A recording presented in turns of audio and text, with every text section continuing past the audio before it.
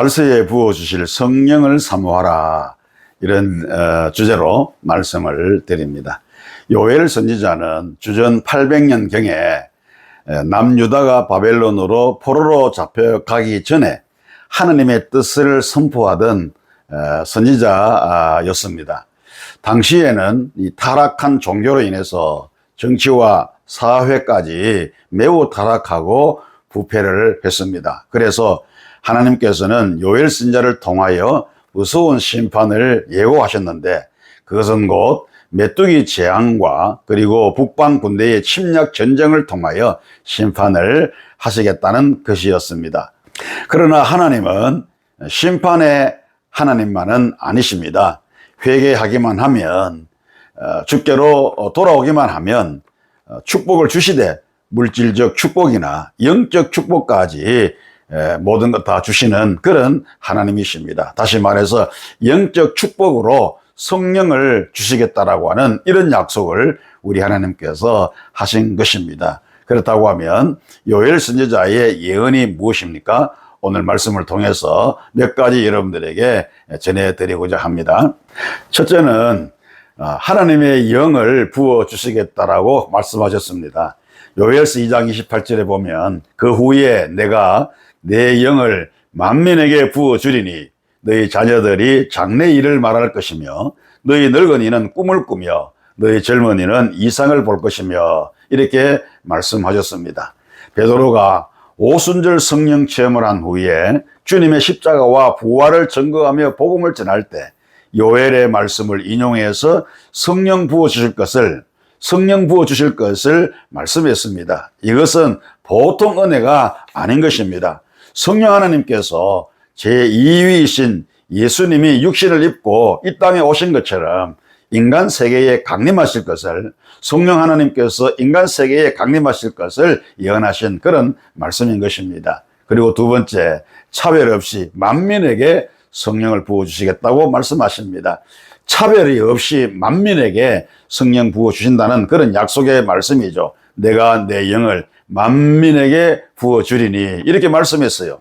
하나님께서는 오순절 성령 강림 이후에 유대인이나 이방인을 막론하고 누구에게나 성령을 부어주셨습니다. 베드로는 고넬료 가정에 가서 성령이 임하심을 보고, 그 현장에서 성령이 이방인들에게도 임하시는 것을 보고 이방인과 유대인의 장벽이 없다는 사실을 그가 알게 됩니다. 따라서 만민에게 성령을 부어주신다라고 하는 말씀은 단순한 이방인과 유대인들의 장벽을 의미하는 것이 아니라 빈부, 귀천, 유식, 무식, 주인, 노예, 헬라인, 야만인을 막론하고 누구에게나 성령을 부어주신다고 하는 그런 약속의 말씀인 것입니다.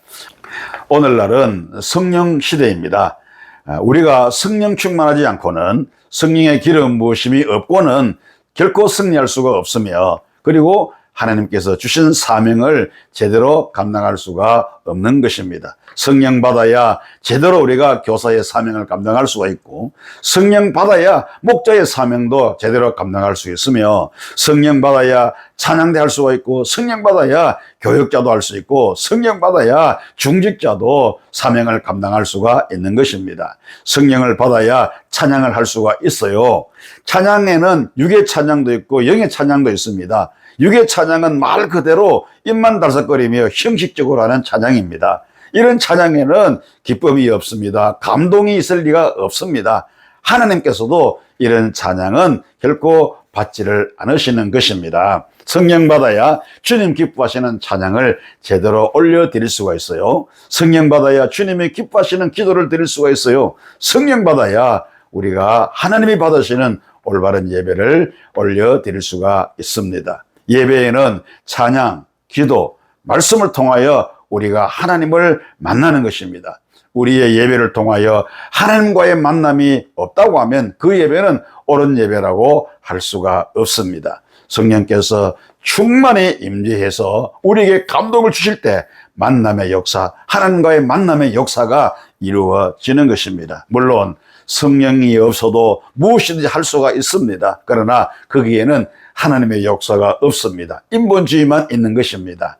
하나님의 열매가 결코 나타나지를 않는 것입니다. 그러므로 말세에 부어주실 성령을 사모하시기를 축원합니다. 하나님께서는 사모하는 자에게 충만히 부어주시는 것입니다. 그리고 세 번째는 꿈과 이상을 주십니다. 말세지마대는 성령께서 환상을 많이 보여주십니다. 구약에도 이러한 일들이 있었지만 신약에도 수없이 많이 있었습니다. 오늘날에도 있을 수가 있습니다. 그러나 영적인 일은 잘 분별을 해야 하고 하나님께서 개인에게 주는 비밀이기에 될 수 있는 한 혼자 알고 기도할 필요가 있는 것입니다. 환상과 계시는 영적인 것이기 때문에 다 믿지 말고 잘 분별하는 것이 좋습니다. 성령으로 하나님 주신 은혜로 잘 분별해야 우리가 은혜 가운데 승리의 삶을 살아갈 수가 있습니다. 그리고 네 번째로 성령 받은 자들은 말세의 환난에서 보호를 받습니다. 사도행전 2장 21절에서는 누구든지 주의 이름을 부르는 자는 구원을 받으리라 이렇게 또 성경은 우리에게 말씀합니다. 따라서 우리는 입술로만 주여 주여 하는 자가 되지 말고 영으로 주님을 나의 구주로 고백하는 그런 성도가 되어야 합니다. 오늘 함께 하신 우리 시청자 여러분, 성도 여러분, 말세에 하나님의 영으로 충만해야 승리할 수 있음을 꼭 기억하시기 바랍니다.